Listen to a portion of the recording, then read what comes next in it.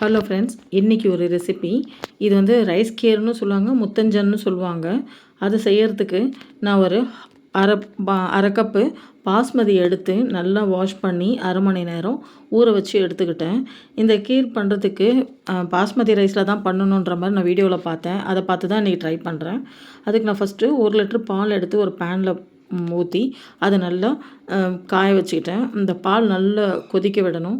கொதித்து ஓரளவுக்கு கொஞ்சம் திக்காகும். அந்த சமயத்தில் ஊற வச்சுருந்த அரிசியும் இதில் போட்டு அரிசியும் அந்த பாலோடு சேர்ந்து வேகட்டும்னு வெயிட் பண்ணணும். இதிலே நான் குங்குமப்பூ கொஞ்சம் எடுத்து சேர்த்துக்கிட்டேன். அந்த பாலோடய நல்லா சேர்ந்து அதனோட ஃப்ளேவர் நல்லா இருக்குன்றதுனால இதோட சேர்த்துட்டேன். இப்போ பாருங்க, அரிசியும் பாலும் ஓரளவுக்கு நல்லா வெந்து குறைஞ்சிடுச்சு. அந்த பால் போட்ட அளவுக்கு இல்லை பாருங்கள். அந்த அரிசியும் நல்லா வெந்துச்சு. இந்த சமயத்தில் நான் கொஞ்சம் பால்கோவா எடுத்து வச்சுருந்தேன். அதையும் இதில் உதிர்த்து விட்டுட்டேன். பால்கோவா கொஞ்சம் நிறைய கட்டி கட்டியாக இருந்தது. அதனால் அதை உதிர்த்து விடுறதுக்கு கொஞ்சம் டைம் எடுத்துச்சு. அப்படியே போட்டோன்னா அது கட்டி கட்டியாகவே நிற்கும். அது மிக்ஸ் ஆக கொஞ்சம் டைம் எடுக்கும். அதனால் நல்லா உதிர்த்து அதோடு சேர்த்துக்கிட்டேன். உதிர்த்த பால்கோவா இதில் சேர்த்து நல்லா மிக்ஸ் பண்ணி விடணும். அந்த பாலும் அந்த ரைஸு அந்த கோவா இது 3மே ஓரளவுக்கு மிக்ஸ் ஆகிற அளவுக்கு அதை கிண்டிகிட்டே இருக்கணும். இல்லைனா வந்து அந்த அடி பிடிக்க ஆரம்பிக்கும் அந்த பேனில். ஸோ அதுக்கப்புறம் இதில் நான் ஒரு பிஞ்ச் ஆஃப் சால்ட்டும் ஆட் பண்ணிக்கினேன். இந்த மிக்ஸ் நல்லா ஓரளவுக்கு கலந்து ஓரளவுக்கு பாருங்கள், சின்ன சின்னதாக பபுள் வருது பாருங்கள். இந்த ஸ்டேஜில் நல்லா கிளறிக்கிட்டே இருக்கணும். இல்லைன்னா அந்த இது வந்து பேன்லேயே அடிப்பிடிக்க ஆரம்பிக்கும். ஸோ இந்த பால்கோவாவும் அந்த ரைஸும் நல்லா ஒன்றோட ஒன்று சேர்கிற அளவுக்கு நல்லா கிண்டி விடணும்.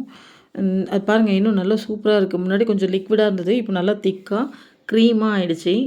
பார்க்கவே ரொம்ப ஆசையாக இருந்துச்சு. சைடில் இருக்க அந்த பாலோட அந்த பால் ஒட்டி இருந்துச்சுலேயே அதுவுமே எடுத்து விட்டு நல்லா கிளறிட்டுனேன்.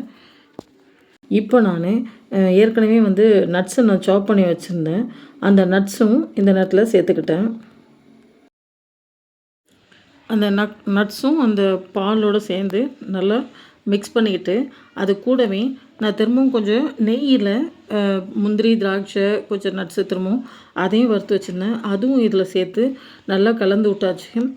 இது நல்லா கலந்ததுக்கப்புறம் நமக்கு சர்க்கரை எவ்வளோ தேவையோ, நமக்கு சுகரோட டேஸ்ட் நம்ம இனிப்புக்கு தேவையான அளவுக்கு சர்க்கரையை சேர்த்துக்கணும். அதுக்கப்புறமா நான் திரும்பவும் இதில் ஃப்ளேவருக்காக ரோஸ் எசன்ஸ் கொஞ்சம் லைட்டாக ஆட் பண்ணியிருக்கேன். இது சாப்பிட அவ்வளோ டேஸ்ட்டாக இருந்தது. நல்ல க்ரீமியாக நல்ல ரிச் டேஸ்ட்டாக இருந்தது. நான் இன்றைக்கி தான் ஃபஸ்ட் டைம் ட்ரை பண்ணியிருக்கேன். உண்மையிலே செம்ம டேஸ்ட்டாக இருக்குது. உங்கள் வீட்டில் ஒரு தடவை ட்ரை பண்ணி பாருங்கள். ரொம்ப நல்லாயிருக்கு ஃப்ரெண்ட்ஸ். ரொம்ப தேங்க்ஸ். இவ்வளோ நாள் என்னுடைய வீடியோவை பார்த்ததற்கு நன்றி. முடிஞ்சால் என்னுடைய சேனலை சப்ஸ்கிரைப் பண்ணுங்கள். தேங்க்யூ.